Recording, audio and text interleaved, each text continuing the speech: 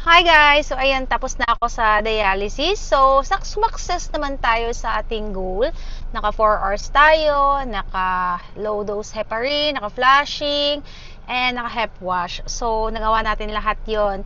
And natapos yung 4 hours na hindi tayo nag-hypo, hindi nag-cramps.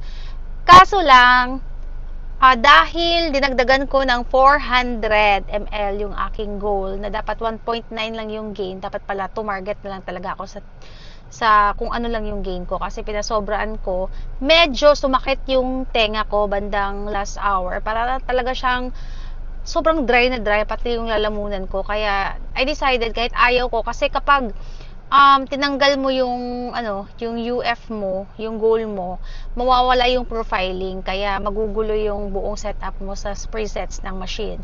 So kaya hindi ko naabot yung 1.9 or more na KT/V na clearance, kasi nga hindi na nagtuloy-tuloy yung profiling. So ang na-achieve ko lang sa KT/V after 4 hours na linis is nasa 1.88, but not bad kasi malapit lang naman. So konti lang naman dahil last hour na yun pinatanggal ko yung hatak. So nag-focus kami sa linis na lang talaga. Hindi ko binabaan yung blood flow, stable na 300. And nung after na tinanggal yung hatak kasi sa water, bumalik na yung pandinig ko, tapos nagpo-flush pa ako ng 150 ml para lang talaga makarecover kaagad yung katawan ko at hindi ko na maranasan yung kakaibang mga feelings. So ayun, sumakses tayo, and then nagpa-laboratory na rin ako ng pre-HD at saka post-HD. So aantayin ko na lang yung result mamaya, na i-email na sa akin, and then I will share it with you din.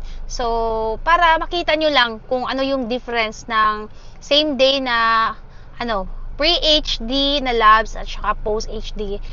Again, i-remind ko na it doesn't mean na bumaba siya, magaling na yung kidneys ko. No, I'm not claiming anything like that.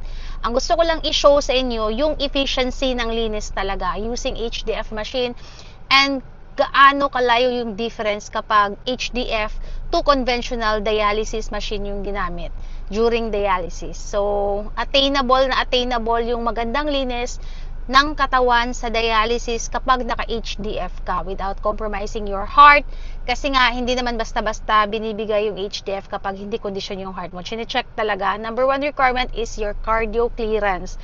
Pinapato the echo talaga para alam ng cardio na you are qualified to use the HDF machine, para walang maging any problems in the future.